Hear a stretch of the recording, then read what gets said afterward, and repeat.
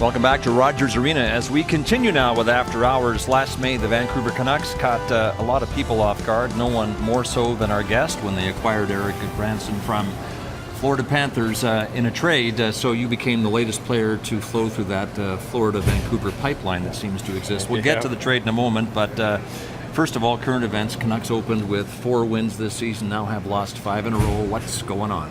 Yeah, it's been tough. It's been really tough. We just can't seem to put the puck in the net. We've been getting opportunities. We've been playing well defensively. Just unfortunately, we're not getting the bounces going in the net. We're due to pop for sure. Tonight wasn't our best play. I thought last game we played quite a bit better, but eventually it's going to go if we stick with the process. All right, we move on now from this game. Cassie. You know what? I forget where I was going to start, but I think it was the Zach Kassian fight. And last night, thanks, Scott, I was just like, where are we here? I know there's a little bit of history there. You were telling us about this morning and how this all came about. We've played each other since junior. We were divisional rivals back then. He's a tough guy, plays the game hard. I kind of knew that something like that was brewing between the two teams. So, it just happened to be me. And you played against each other. You were in Kingston. He was in Peterborough. Just to clarify that in junior. Yeah. So you won a few fans here with answering the bell here, Erik. And here's a tweet from someone who says, @Gutty44, which is your Twitter handle. Won that tilt in a convincing way. That's from Wayne Gudbranson. Do you know him? Yeah, I do. He loves Twitter. He's really good on it too. Gets people engaged. The trade, late May, you were just where we would expect to find an NHL player in the offseason, somewhere between Namibia and Botswana. I think we've got a map of your approximate location. When the deal was done, how did you find out about it? I didn't find out. By the way, the approximate location is just down at the bottom of that map. Right? Yeah, somewhere there. I couldn't tell you, couldn't point exactly where it was, but we went on a little trip there at the end of the year. Me and my buddy Sean Mathias, who's with Winnipeg now, and it just so happened that I got traded one of the days that we were in Chobe National Park and having a great time looking at some animals and finding some pretty cool things. And we made a transfer the next day to Zimbabwe, where I finally got connected to some Wi-Fi, and my phone jumped off the table with so many text messages, and I look up and Sean's laughing at me. He can't believe what just happened. So I found out then and there I was a Canuck. Wow, and that last picture, I think, was you and Sean with kids from the Group Boss Foundation playing field hockey. The takeaway from that day was what? When you go over there, you kind of come to realize that some people really have nothing, and it's unfortunate to see. Those kids are all orphans.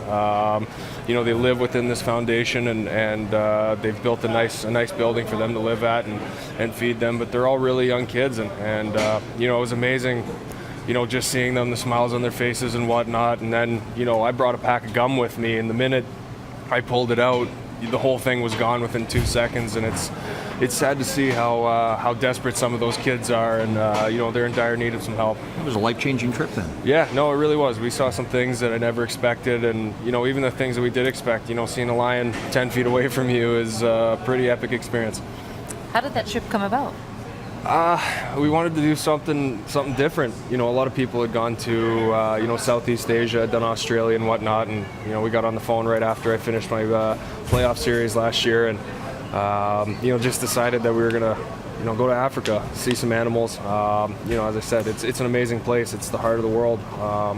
You see some incredible things, and we had a lot of fun, did a lot of really cool things, and some of which I can't really tell. I don't think the Canucks would be too happy, but we did it all. We really did. All right, let's skip ahead to your junior career, or skip back to it more accurately. Your second year in Kingston was your draft year, and you were only able to play 41 games. Mm-hmm. Still, you were a projected top 5 pick, and that earned you a spot on Coach's Corner with Don Cherry.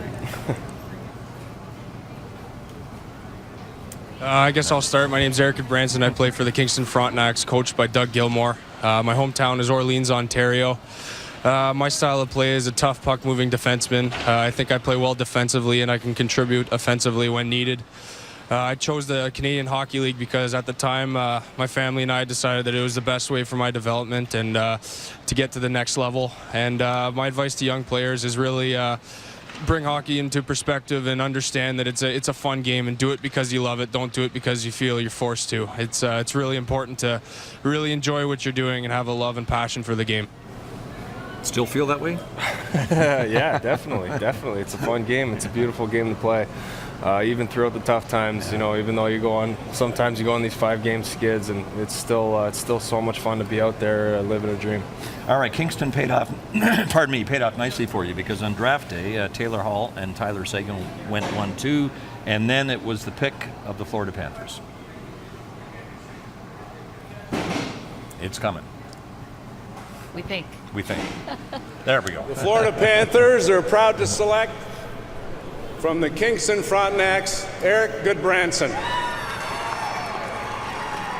Wow, so the Florida Panthers, as you'd expect, your family was overjoyed. Maybe the best part of the day was that your younger brother, Dennis, was there. Then almost 5 years cancer-free, now over 10. We're going to talk about him in the next segment, because that's a wonderful story on Hockey Fights Cancer Month. But what do you remember about draft day?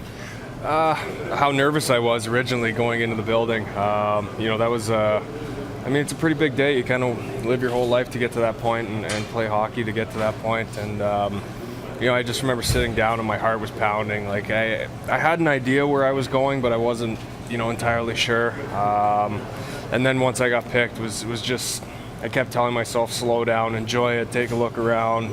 This is only going to last for 2.5 minutes. So appreciate the moment and enjoy it. You're an intelligent guy, a very good speaker. You speak French, and I'm wondering, did you ever think about going the college route? Did that enter your mind? Yeah, definitely. Actually, until not that you can't be smart and play in junior as well, but you know what I mean. Yeah. No, you know what? Actually, until probably about January time, when I first got an agent. My parents really wanted me to go to college. They really wanted me to do that. We had made frequent visits to Clarkson University just in northern New York, and my heart was set on going to junior. So unfortunately, we kind of manipulated the draft a little bit. I cut a deal with my mom and said, listen, you can go to junior as long as you finish your high school in French. So we settled on Kingston, and 3 years later, I had a great career there. Well, Jam, one more thing, and before we go to break here, you delivered some devastating hits in your 5 seasons with the Florida Panthers, and we've got a couple of them. I think Taylor Hall and Tuvo Teravainen are on the receiving end of these hits. Canuck fans anxiously await you delivering a few of these here. Have you not yet had the opportunity? No, I think I've had the opportunity. As a defenseman in the game that we play today, it's so systematic, and it's difficult to find those opportunities. I got lucky catching those 2 guys with their heads down. Nowadays those are kind of a dime a dozen. But when the opportunity comes, I'm sure I'll get close. I tried a couple times tonight, just missed, but that's definitely part of my game if I can find it. The Taylor Hall hit cost you, right? Yeah. His head hit me pretty hard on the jaw. So, I ended up playing with it for a month, but I had to pull myself out of the lineup for a couple weeks. I had a mild concussion from it, but that's hockey. All right, Erik Gudbranson, our guest on After Hours.